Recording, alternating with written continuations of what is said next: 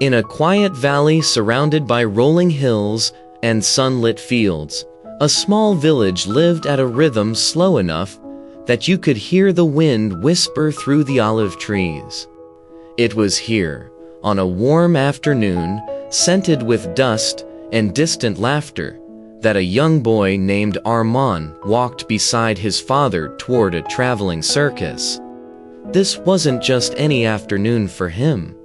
For a child growing up in a simple home, the circus was a gateway into a world where the impossible suddenly felt real. Bright tents stretched toward the sky, drums echoed from inside, and colorful banners fluttered in the breeze. Yet among all the wonders, acrobats, magicians, roaring crowds, Arman's attention was pulled toward a much quieter scene. On a patch of earth behind the main tent stood several enormous elephants, each one towering like a living mountain. Their calmness made them seem ancient, as if they carried centuries of stories in their eyes. But what froze Arman in place wasn't their size.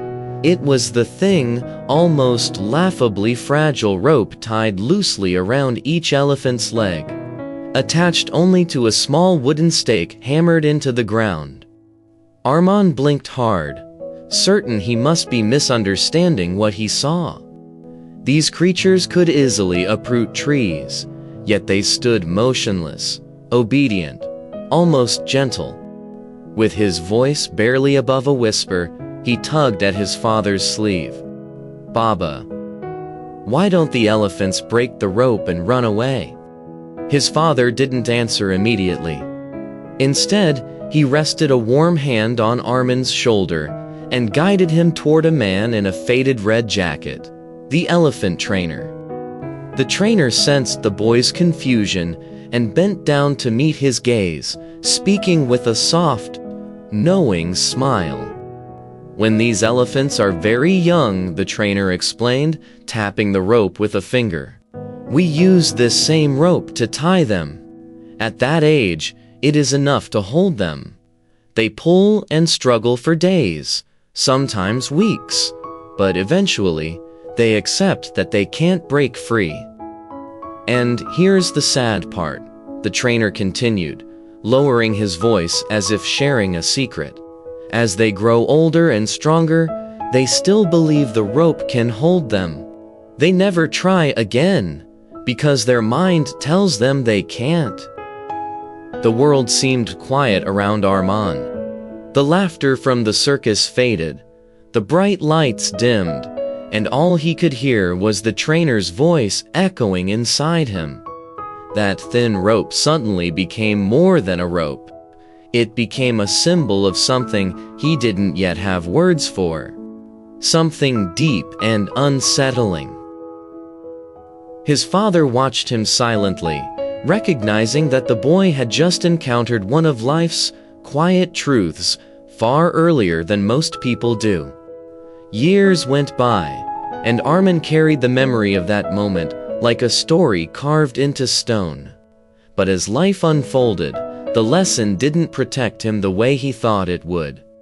Reality has a way of tying its own ropes, ones much harder to spot.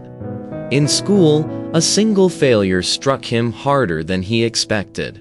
He felt humiliated, unworthy, and before long he stopped trying, convinced that he simply wasn't meant to succeed.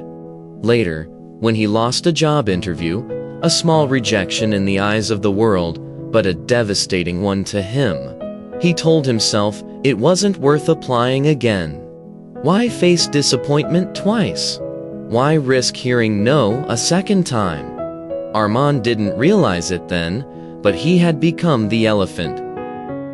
Not physically restrained, but mentally captive. The rope wasn't around his leg, it was wrapped around his belief, his confidence, his very sense of who he was. Every limitation he encountered wasn't imposed by the world. It was reinforced by his own memory of failure. And as happens to many people, he mistook those temporary setbacks for permanent truths. As Arman drifted into adulthood, life felt heavy. Opportunities passed him by like boats, leaving a harbor he was too afraid to board. His dreams faded into things he talked about only in the past tense. And slowly, quietly, he learned to live small, not because he wanted to, but because he genuinely believed he had no choice. One afternoon, burdened by questions he couldn't answer and fears he couldn't name, Arman walked to a riverbank just outside the village. The waters shimmered under the late-day sun, moving with a gentle persistence that seemed to whisper, "Keep going." He sat on a rock and let the silence surround him. That silence was necessary, because sometimes you need the world to hold still before you can hear yourself. As he stared at the river, something caught his eye. On the branch of a nearby tree hung a small cocoon, barely noticeable. Inside it, a butterfly struggled to break free. Its fragile wings pushed, trembled, pulled back, then pushed again with desperate determination. At first, Arman watched with the detached curiosity of a tired soul. But the more he watched, the more he felt something stir within him. The butterfly strained again, breaking just a little of the cocoon, then resting. Minutes passed as it repeated this cycle. Struggle, pause, struggle, breathe. It was a battle, but a necessary one. In nature, a butterfly can't be helped out of its cocoon. If it is freed too early, its wings never gain the strength to fly. The struggle is what gives it power. Slowly, painfully slowly, the butterfly emerged, its wings trembling in the light. And then, with a quiet grace, it rose into the air, carried by its own strength. Tears filled Arman's eyes. The scene felt painfully familiar. All his life, he had mistaken struggle for failure, forgetting that strength is built in difficulty, not comfort. If this tiny creature refused to give up, despite all odds, despite all limitations, what excuse did he have? He wiped his eyes and inhaled deeply, feeling something he hadn't felt in years: determination. That evening, standing before his mirror, Arman studied his reflection with a new clarity. He whispered to himself, not loudly, not confidently, but honestly, "The rope in my life is only in my mind." And for the first